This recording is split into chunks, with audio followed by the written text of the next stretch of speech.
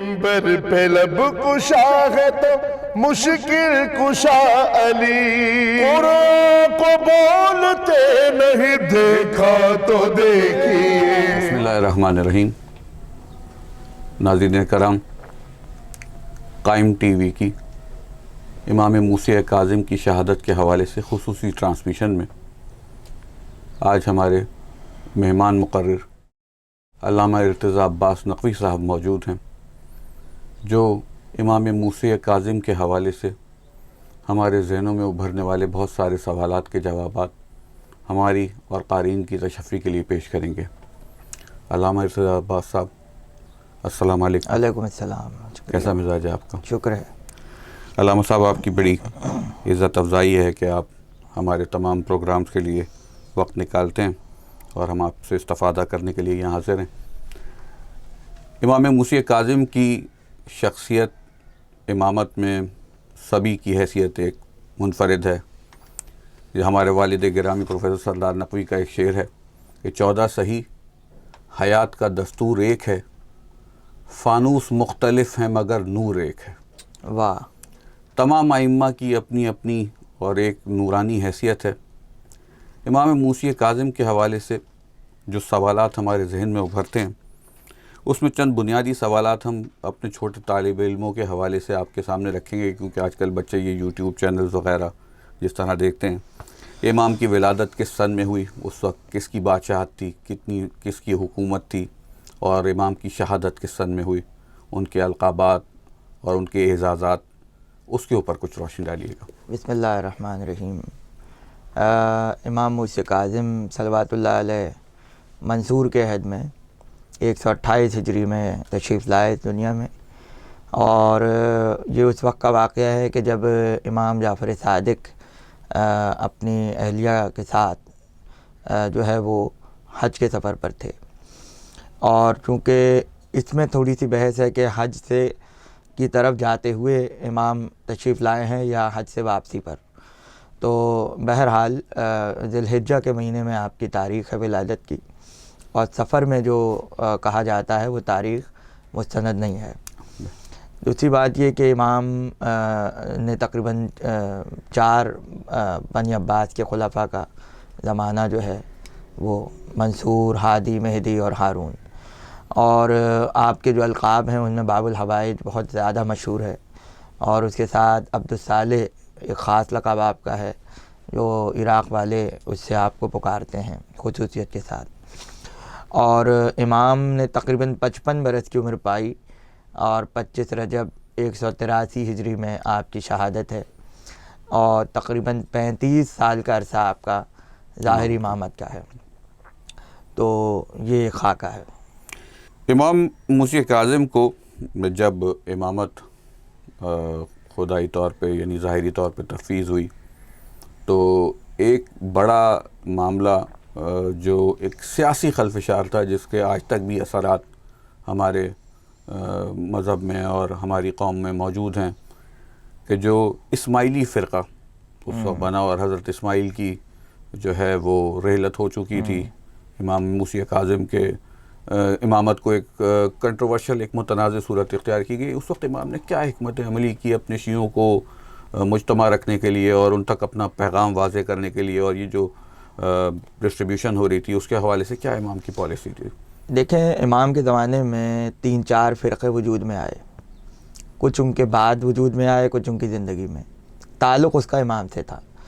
ایک فرقہ جو ہے وہ فرقہ فتحیہ، جو عبداللہ افطہ جو امام کے بھائی تھے، اچھا، بعض لوگ ان کی امامت کے قائل ہو گئے تھے، تو فتحیہ ان کے لقب کی نسبت سے اچھا، فرقہ وجود میں آ گیا تھا۔ تو یہ لوگ کہاں پہ اس وقت ان کا؟ مدینے میں رہتے تھے، اور اصل میں دیکھیں کیا امام وجود ہے اس فتحیہ؟ اب تو نہیں ہے، وہ تو امام کے مطلب یہ کہ امام نے جو دلائل دیے اور جو وقت کے ساتھ ساتھ یہ فرقے ختم ہو گئے، لیکن کتابوں میں تذکرہ ہے ان کا۔ فرقہ فتحیہ ہے، اس کے علاوہ ایک فرقہ ناؤسیہ ہے۔ اچھا، یہ بھی ایک فرقہ بن گیا تھا، اور ان کے بھی مختلف عقائد تھے۔ وہ ناؤس نام کا ایک شخص تھا، اس کو امام مانتے تھے، اچھا، تو ناؤسیہ اس سے بنا۔ اس کے علاوہ اسماعیلیہ فرقہ بنا، چونکہ اسماعیل چونکہ امام کی زندگی میں وفات پا گئے تھے۔ تو اسماعیل کو لوگوں نے امام مہدی سمجھا اور اسماعیلیہ اس سے فرقہ وجود میں آیا، جو کہ اب تک وجود میں ہے، اب تک ہے۔ اور پھر یہ کہ اسماعیل ہے۔ جو ہیں ان کے بارے میں ایک بحث یہ ہے کہ وہ شادی شدہ تھے یا نہیں تھے، اچھا، کیونکہ جو اس وقت اسماعیلی ہیں وہ اپنے آپ کو امام کی اولاد میں ظاہر کرتے ہیں ظاہری طور پر۔ تو بہرحال اولاد اسماعیل کی چلی ہو یا نہ چلی ہو یہ ایک علیحدہ بحث ہے، لیکن یہ کہ اس کے دلائل موجود ہیں۔ تو اسماعیلیہ فرقہ وجود میں آیا جو اسماعیل کو امام بھی مانتا تھا اور ان کے مہدی ہونے کا قائل تھا۔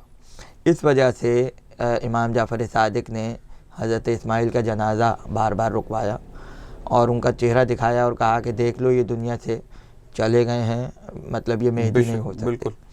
تو ان کے جانے کے بعد امام کے بہت سے فرزند تھے امام صادق آل محمد کے، جن کے بارے میں لوگ کہتے تھے کہ یہی امام ہو سکتے ہیں، اور ان کی جلالت اور عظمت اتنی زیادہ تھی کہ لوگوں کو بعض جو کم معرفت کے لوگ تھے انہیں یہ سمجھنا مشکل ہو گیا تھا کہ امام ان میں سے کون ہوگا۔ بالکل۔ تو وہ جو فرقے بنے اس سے نبردآزمہ ہونے کے لیے امام موسیٰ کاظم نے دلائل اور براہین کے ساتھ جو ہے وہ اپنی پوری زندگی گزاری، اور اس میں بظاہر ہو سکتا ہے آپ کو وہ چیزیں نظر نہ آئیں، لیکن جب آپ اس کے باطن میں جائیں گے اور تحقیق کریں گے تو آپ یہ دیکھیں گے کہ امام موسیٰ کاظم جو ہیں وہ عقل کے موضوع پہ بہت گفتگو کر رہے ہیں۔ اچھا۔ عقل پر امام کا مکمل رسالہ ہے، اس کی شرح لکھی گئی ہے، اور اصول کافی میں جو کتاب العقل ہے وہ پورا امام موسیٰ کاظم سے اس کا آغاز ہوتا ہے۔ بہتر۔ تو عقل پہ کیوں اتنا زور ہے، عقل کیا ہے، اس کے تقاضے کیا ہیں، اس کی خصوصیات کیا ہیں، تو جو عقل کو سمجھے گا وہ امام کو خود بخود سمجھ جائے گا۔ بے شک۔ تو امام یہ بتلانا چاہتے تھے کہ تم اچھا پھر عقل کی حدیں ہیں کہ کہاں اللہ کے لیے عقل استعمال کرنے کی اجازت نہیں ہے اور کہاں پہ کرنا ہے کہاں پہ نہیں کرنا ہے۔ تو اس سے امام معیار امامت سمجھانا چاہتے تھے کہ تم اس پیمانے پہ دیکھو کہ امام کون ہو سکتا ہے، اور وہ عقل کی جو گفتگو ہے وہ دراصل خود ایک امامت کی دلیل ہے۔ بے شک۔ تو پھر اسی طرح امام نے بدا پہ بہت گفتگو فرمائی۔ بدا جو ہے ظاہر ہے کہ بدا جو تبدیلی ہوتی ہے ایک خاص مصلحت کے تحت اللہ کے نظام میں یا اللہ کے اس میں جو ہے شریعت میں کسی چیز کا منسوخ ہو جانا یا اس کی جگہ اس سے بہتر آ جانا، تو بعض لوگ یہ سمجھ رہے تھے کہ بدا واقع ہوا امامت میں۔ اچھا۔ یہ امامت تھی اسماعیل کے پاس اور آ گئی امام موسیٰ کاظم کے پاس، تبدیلی کا۔ تو امام نے اس پر گفتگو کی کہ اللہ کے حکم میں تبدیلی نہیں ہے، وہ امر الہی میں تبدیلی نہیں ہے، اور جس کو لوگ تبدیلی سمجھتے ہیں وہ دراصل مصلحت ہے، وہ پہلے سے طے تھی کہ ہم ایسا کریں گے اور پھر ایسا کریں گے، وہ تبدیلی نہیں ہے، بے شک، وہ پہلے سے طے شدہ امر ہوتا تھا۔ تو یہ سب جو امام کے ہمارے پاس تقریباً 3000 سے زیادہ احادیث ہیں، یہ وہ تمام دلیلیں فراہم کرتی ہیں، جوابات فراہم کرتی ہیں ان فرقوں کے خلاف کہ جو امام کے مقابلے پر بنائے گئے یا امام کی معرفت نہ ہونے پر بنائے گئے۔ بہتر۔ تو اور یہ بہت زبردست چیز ہے، اگر آپ اس کا مطالعہ کریں اور اس کو دیکھیں تو آپ کہیں گے کہ خزانہ ہے جو امام موسیٰ کاظم چھوڑ کے گئے ہیں۔ علامہ صاحب ایک سوال اس میں اور یہ بھی ابھرتا ہے کہ کیا امام نے طاقت کا استعمال کیا یا صرف ہدایت کا ہی راستہ استعمال کیا ان معاملات کو؟ طاقت کا استعمال نہیں کیا، اور امام کے بارے میں ایک جملہ سب نے لکھا ہے کہ امام کی زندگی گوشہ نشینی کی تھی، حالانکہ جو لفظ علماء نے لکھے ہیں وہ یہ کہ تقیہ اختیار کرتے رہے، وہ یہ جملہ لکھا ہے، لیکن میں ذرا اس کو بدل کے کہہ رہا ہوں کہ ایک مصلحت تھی امام کی کہ ابھی بولنے کا وقت نہیں ہے، اور میں سمجھتا ہوں کہ وہ مصلحت ہی تھی جس کی وجہ سے امام رضا کی ولی عہدی تک معاملہ پہنچا۔ اگر وہ حکمت عملی اختیار نہ کرتے تو بات پھر وہاں تک نہ جاتی۔ تو امام نے جو سنبھالا اپنی گفتگو کو، اپنے انداز کو، اپنے وقت کو، تو اس کے اثرات ہم امام رضا تک نظر آئے آگے جا کے۔ بے شک۔ تو یقیناً طاقت کا استعمال نہیں کیا۔ ویسے جو معجزات ہیں اس میں انہوں نے بتایا، اب جیسے ان کے زندان کا واقعہ ہے کہ ایک شخص آیا ملنے اور اس نے جب امام کو دیکھا ہتھکڑیوں میں تو اس نے کہا کہ فرزند رسول کاش میں مر گیا ہوتا اور میں یہ وقت نہ دیکھتا۔ تو امام نے کہا کہ تم کیا سمجھ رہے ہو، ہم مجبور ہیں، یہ کہہ کے آپ نے اپنے تمام بیڑیاں اتاریں اور آپ زندان سے باہر تشریف لے آئے۔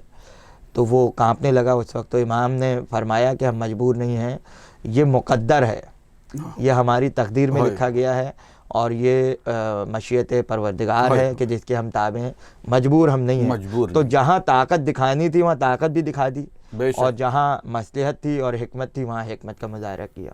یہ تو جناب امیر المومنین مولا کائنات سے سنت تھی ان کی کہ وہ اپنی امامت کے لیے طاقت دکھانے کی انہوں نے ضرورت محسوس نہیں کی. علامہ صاحب آپ کی خدمت میں سوال اور مزید اس کو آگے بڑھاتا ہوں کہ جب امام موسی کاظم کے دور میں یہ خلفشار اور یہ سب ہوا، اس سے بالکل پیشتر امام جعفر صادق کا جو دور ہے وہ ہماری امامت کی تاریخ میں ایک سب سے احسن یا بہتر دور ہے کہ جس میں ترویج کا اور امام کو موقع فراہم تھا. تو کیا حاکم نے اتنی شدت اسی وجہ سے مزید آگے اختیار کی اور امام کو قید و بند اور صحبت جو جھیلنی پڑی، یہ سارے معاملات اس ایک بہتر دور کے گزرنے کی وجہ تھی، یا براہ راست امام موسی کاظم سے اور کوئی معاملہ اس وقت ذہن میں تھا حاکم کے؟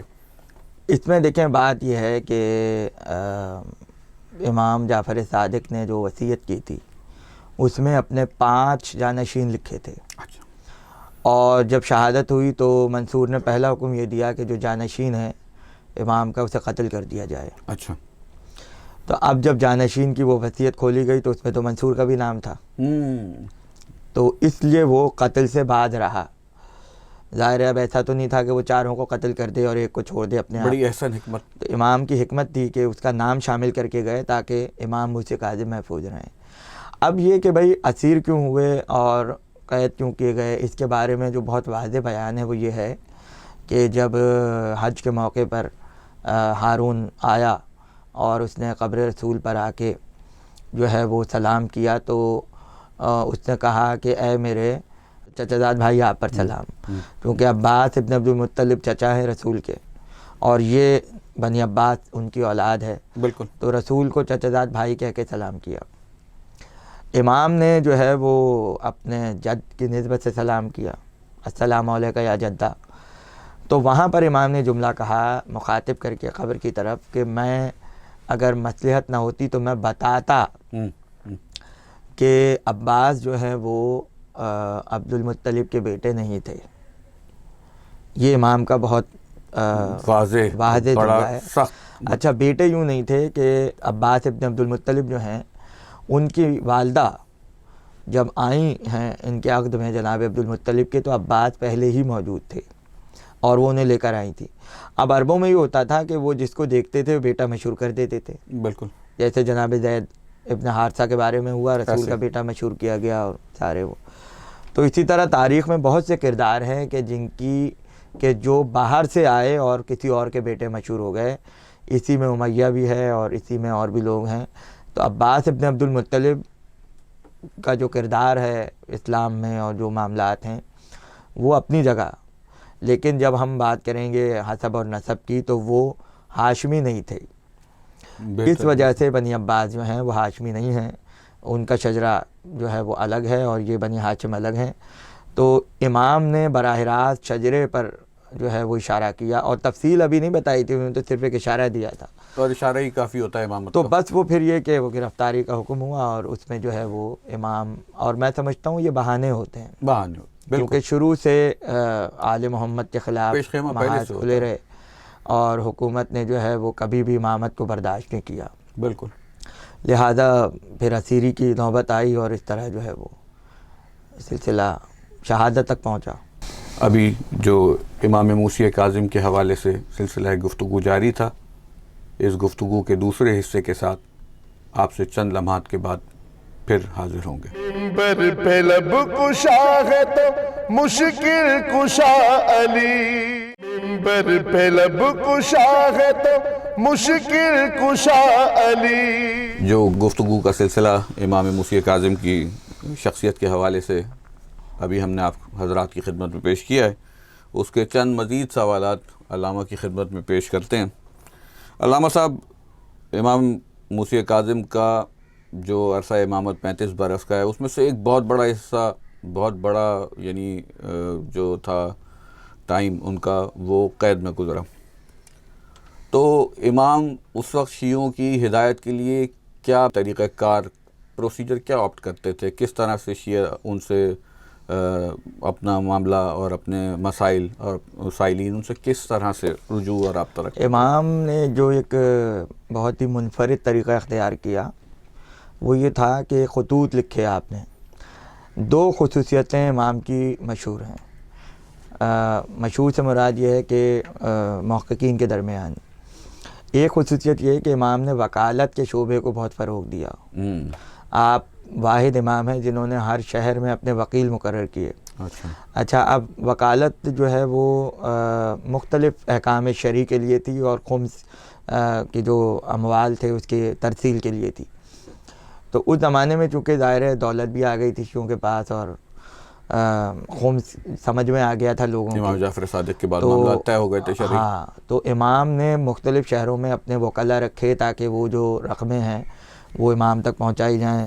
اور بہت سے اچھا اس میں ایک جملہ لکھا گیا ہے کہ امام موسی کاظم کو بعض لوگوں نے امام مہدی ماننا شروع کر دیا تھا اور وہ فرقہ واقفیہ کہلایا بعد میں جا کے.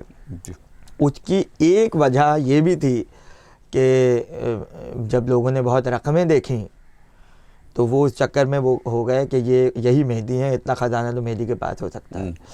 تو ایک تو یہ کہ وکالت کو فروغ دیا اور وہ جو دولت آتی تھی وہ امام غربا میں اپنے فقراء میں اور اس میں تقسیم کرتے تھے. پورا نظام امام کا تھا اس پر.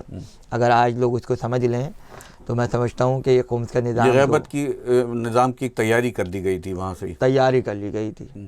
یہ بتا دیا گیا تھا چھٹے کے بعد کہ اب یہ تیاری کر لیں. بہت عمدہ بات کیا آپ نے کہ ادھر امام زندان میں غیبت میں ہیں اور یہاں جو ہے وہ تیاری. دوسرا یہ کہ خطوط بہت لکھے. امام زندان سے لوگوں کو خط لکھتے تھے اور وہ خطوط تاریخ میں محفوظ ہیں کہ کسی نے آپ سے سوال کیا, آپ نے جو ہے وہ جواب اس میں دیا. تو اب اگر مدت اسیری جو ہے وہ ملا کر 14 سال تقریباً تصور آپ کریں تو وہ زندان میں 14 سال میں جو خط لکھے گئے ہیں وہ ایک علمی سرمایہ ہے. بے شک. اچھا کبھی کبھی ایسا بھی ہوا کہ کسی کے ذہن میں کوئی سوال آیا کہ میں امام سے پوچھوں لیکن وہ خط نہیں لکھ سکا تو امام نے پہلے ہی خط جو ہے وہ ارسال کر دیا لکھا. تو اس کا مطلب یہ تھا کہ امامت کی برہان جو ہے وہ فراہم کر رہے تھے کہ اگر تمہیں زندان میں بھی ہماری امامت سمجھ میں نہیں آ رہی تو پہلے ہی خط لکھ کے دلیل دے دی کہ یہ امام ہی کر سکتا ہے, اس کے علاوہ کوئی نہیں کر سکتا. تو یہ عجیب و غریب حکمتیں ہیں. اچھا پھر بہلول دانا وہ ان کے ساتھ زید مجنون بھی ہیں اور مطلب 3 افراد آئے اور انہوں نے آ کر زندان کے جو ہے وہ جہاں کھڑکی تھی وہاں کھڑے ہو گئے اور امام سے سوال کیا کہ ہمیں بتائیں کہ ہمیں کیا کرنا چاہیے. تو امام نے ایک مٹی کی تکیہ بنا کر اس پہ جیم لکھا اور وہ آپ نے کھڑکی سے باہر پھینک دی. اب وہ جیم جو ہے وہ جس کے جو سمجھ میں آیا وہ اس نے اشارہ تھا, یہ اشارہ. اب جیسے آپ کہتے ہیں کہ قرآن کی جو ہے وہ آیت کی 70 تعویلیں ہیں اور 70 ظاہر ہیں اور 70 باطن ہیں. تو جو سمجھتا ہے وہ اسی کے جو ہے وہ تو کسی نے جنون لے لیا اس سے اور جناب وہ بہلول دانا جنون طاری کر لیا اپنے اوپر.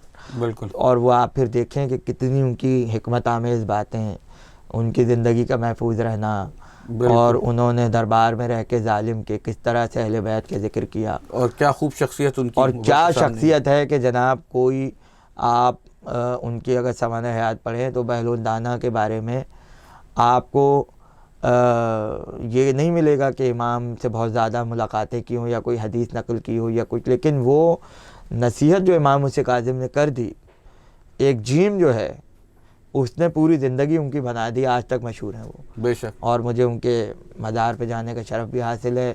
بغداد کے ریلوے اسٹیشن کے اندر ان کا مزار ہے اور شرف آپ یہ دیکھیں کہ یوشع بن نون کے برابر میں سو رہے ہیں. کیا کہنا, نبی کا پہلو مل گیا ان کو.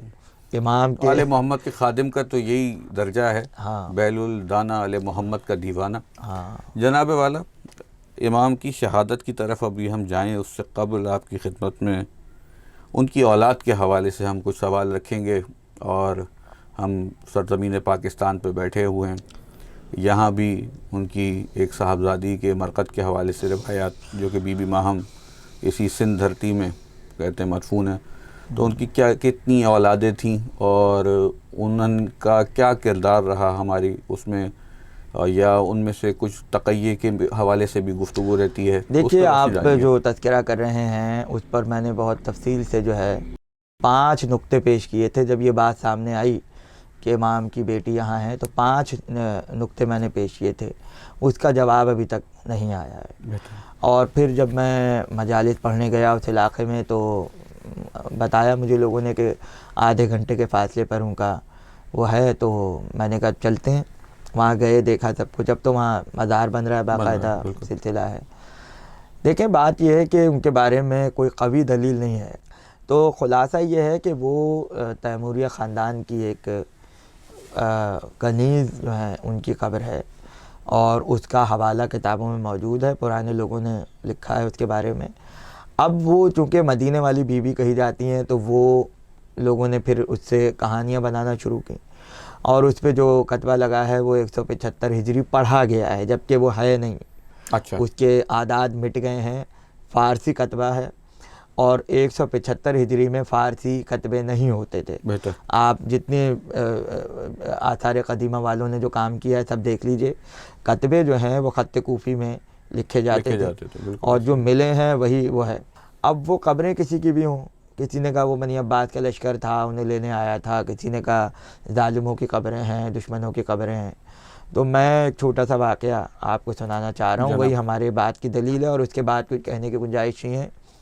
وہ یہ ہے کہ زیارت عاشوراء کا جو چیپٹر ہے مفاتیح الجنان میں، اس میں شیخ عباس قمی نے ایک واقعہ لکھا ہے کہ ایک عورت بہت گناہ گار تھی، اور وہ ایک قبرستان میں دفنائی گئی، تو کسی نے دیکھا کہ پہلی رات جو ہے وہ پورے قبرستان سے عذاب اٹھا لیا گیا۔ اچھا۔ اور ہوتا تھا روزانہ قبروں پہ عذاب ہوتا تھا، لیکن جب وہ دفن ہوئی تو عذاب اٹھا لیا گیا۔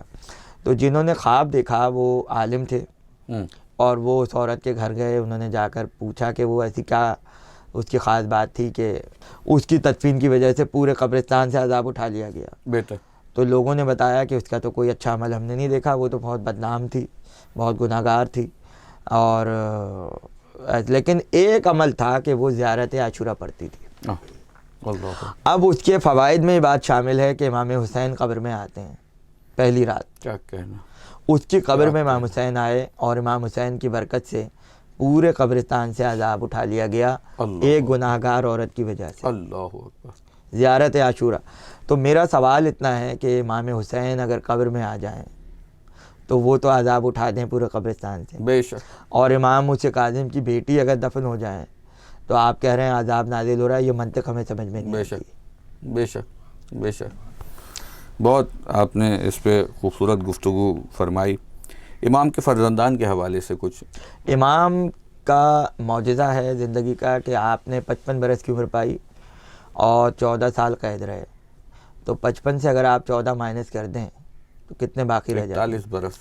41 برس رہ اس میں جاتے بھی کم سے کم 41 برس میں امام کے 35 اولادیں ہیں، ماشاءاللہ یہ معجزہ ہے۔ اور میں کہتا ہوں یہ سورہ کوثر کی دلیل ہے۔ کی دلیل ہے۔ تو اسی طرح سے جو ہے وہ امام کی اولادیں پوری دنیا میں پھیلی ہوئی ہیں۔ یہاں پاکستان میں دیکھ لیں تو یہ ہمارے جو بھٹ شاہ ہیں یہ بھی کاظمی سادات ہیں، اور وہ اسلام آباد میں جو بری امام ہیں وہ بھی کاظمی سادات ہیں۔ تو آپ کو کاظمی بہت ملیں گے، پورا بر صغیر اور پورا کشمیر اور پورا افغانستان اور یہ پورے یہ بھرے میں ہیں کاظمی سادات سے۔ تو اولاد امام موسیٰ کاظم تو ایک بڑا مفصل موضوع ہے، بالکل، اور اس پر پھر بہت کبھی مختصراً ایک ذرا سا گفتگو پہ ہم آگے جائیں گے کہ ان کے فرزندان امام علی رضا اور پھر ان کی اولاد میں ان کی بہن یعنی کہ ایران تک آئے، تو یہ کوئی وجہ تھی کہ بعض دفعہ جیسے کہ حضرت علی نے ہیڈ کوارٹر کو چینج کیا، تو اس پہ ایک بہت مختصر آپ اگر کوئی دیکھیں بات یہ ہے کہ حضرت یوسف نے جو ہے وہ عزیز مصر کی وزارت قبول کی۔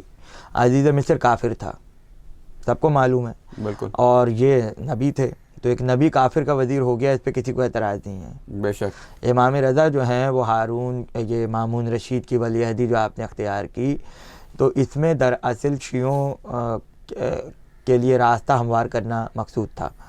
یہی حضرت یوسف پہ اعتراض ہوا کہ آپ نبی ہو کر آپ نے جو ہے کافر کی وزارت کیسے قبول کی؟ بے شک۔ تو حضرت یوسف نے کہا کہ وہ خزانہ غلط استعمال ہو رہا تھا، اور وہ دولت جو ہے وہ فقیروں تک اور حقداروں تک نہیں پہنچ رہی تھی، تو میں نے وزارت اس لیے قبول کی تاکہ میں حق دلا سکوں، درست کر سکوں. تو امام کو جب ولی عہدی ملی تو راستے ہموار ہوئے، تو پھر سادات نے ایران کی طرف رخ کیا. تمام سادات کے ایران آنے کی وجہ یہ ہے، اس سے پہلے کوئی سید ایران میں، اور قم اور مشہد ایک پھر ہیڈ کوارٹر، یہ امام رضا کی برکت سے ایران میں سادات آئے ہیں، اور ان سے پہلے تھے لیکن اتنے زیادہ نہیں تھے. بہت سے نام میں لے سکتا ہوں، ابھی موقع نہیں ہے. سلطان علی تھے امام محمد باقر کے فرزند، ان کا وہاں روضہ ایران میں موجود ہے کاشان میں. تو پھر اسی لیے معصومہ قمائی بھائی کی یاد میں، اور پھر ان کی 7 بہنیں، اور پھر جوان، اور پھر اس کے بعد ایک بڑی تعداد سیدوں کی، پھر امام موسی کاظم کے زیادہ تر بیٹے ایران میں دفن ہیں. تو یہ وجہ تھی آنے کی کہ امام کو ولی عہدی ملی، تو ایک خوشی کا جھونکا جو ہے وہ آیا سادات کے گھرانے میں. تو لوگوں نے ہجرتیں کی کہ ہمارے لیے جو ہے وہ، اور سادات کو آگے ترویج کا بھی موقع، ایک تبلیغ کا بھی ذریعہ تھا کہ ان کے مزارات ایک ہدایت اور رشد کا سبب بھی مستقل رہتے ہیں کہ جو دنیا بھر میں چلتے چلے گئے. اور اس خطے میں امام موسی کاظم کی قید، جو کہ طویل ترین ائمہ میں ایک قید میں شمار ہے، اور ان کے اوپر ظلم و ستم، اور ان کا بغداد کے پل پہ زنجیروں سے جکڑا ہوا جنازہ، اس کے اوپر کچھ روشنی ڈالی ہے. امام جب سندی بن شاہق کی قید میں تھے، بہت زیادہ اذیتوں کا سامنا تھا، اور امام مختلف زندانوں میں رہے، اور سب زندان جو ہیں عربی میں ایک نام لیا جاتا ہے مطامیر. ایک زندان کی قسم ہے مطامیر. مطامیر وہ زندان ہوتا ہے جو جب داخل ہوتے ہیں تو رستہ کشادہ ہوتا ہے، اور جیسے جیسے آگے جاتے جاتے ہیں اس پہ تنگی میں اضافہ ہوتا جاتا ہے. تو امام مطامیر میں رکھے گئے تھے، اور جب روضے میں شہادت کی تاریخ منائی جاتی ہے، تابوت آتا ہے، اتنی شان سے کسی کا تابوت عراق میں نہیں ہوتا. اور یہ معجزہ ہے کہ جو جنازہ 3 دن تک بغداد کے پل پہ رکھا رہا، اور آج اس شان سے اٹھتا ہے کہ تابوت کی زیارت آسانی سے ممکن نہیں ہے. تو امام کو جب زہر دیا گیا کھجوروں میں، تو علماء کا ایک وفد بھیجا گیا، اور ان سے کہا گیا کہ آپ گواہی دیں کہ قیدی اگر مر گیا تو یہ اپنی موت مرا ہے، حکومت کے اس میں کوئی ہاتھ نہیں ہے. تو کہتے ہیں کہ ان مفتیان نے دستخط کیے اور گواہی دی کہ اگر یہ دنیا سے چلے گئے تو حکومت کا ہاتھ نہیں ہے. لیکن ایک جوان 19 برس کا، اس نے کہا کہ نہیں، میں دستخط نہیں کروں گا. تو لوگوں نے کہا کہ کیوں؟ اس نے کہا کہ میں نے قیدی کی ہتھیلیاں دیکھ لی ہیں، اس لیے کہ وہ سبز ہو گئی ہیں، اس کا مطلب ہے اس کو زہر دیا گیا ہے. اور ایک جملہ اس نے کہا کہ میں نے ان کے چہرے پہ دروں کے نشانات دیکھے. تو یہی جوان بعد میں احمد ابن حنبل مشہور ہوئے، جنہوں نے گواہی دی تھی. اور پھر یہ کہ امام کی ایک وصیت ہے جو بہت قیامت خیز وصیت ہے، کہ امام نے فرمایا کہ جب میں دنیا سے چلا جاؤں تو میری بیڑیاں نہ اتاری جائیں، میری بیڑیاں میرے ہاتھوں میں رہیں، میرا طوق میری گردن میں رہے.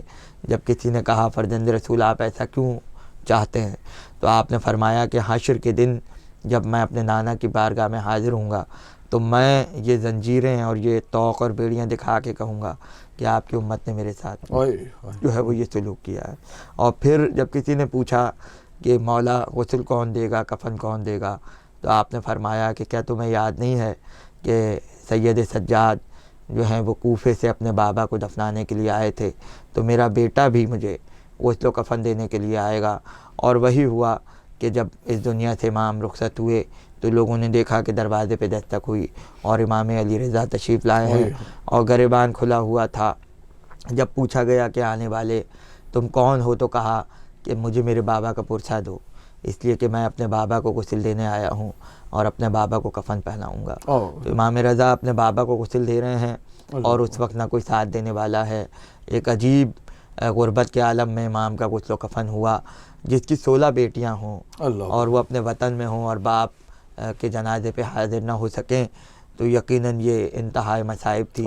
لیکن پھر بھی جب جنازہ بغداد کے پل سے 3 دن کے بعد اٹھایا گیا ہے، اور جو سلیمان وزیر تھا جس نے دیکھا کہ امام کی میت اس طرح ہے، تو جب جنازہ اٹھا ہے تو شہر نے دیکھا کہ اتنے شان سے جنازہ اٹھا کہ تاریخوں میں واقعات محفوظ ہیں کہ جو ہے وہ پورا قرآن کفن پہ لکھا ہوا تھا امام کے، اور بہت شان سے امام کا جنازہ اٹھایا گیا. لیکن جب ہم کربلا کی طرف رخ کرتے ہیں تو ہم دیکھتے ہیں کہ امام رضا بھی کاظمین میں تنہا تھے اور سید سجاد بھی کربلا میں تنہا تھے، مگر پھر بھی موسیٰ کاظم کا جنازہ شان سے اٹھایا گیا. مگر یہ واحد فاطمہ کا بیٹا ہے کہ جس کے جنازے پہ بھی کوئی نہیں ہے، جس کی تدفین میں بھی کوئی نہیں ہے. منبر پہ لب کشا ہے تو مشکل کشا علی، قرآن کو بولتے نہیں دیکھا تو دیکھیے. منبر پہ لب کشا ہے تو مشکل کشا علی، قرآن کو بولتے نہیں دیکھا تو دیکھیے.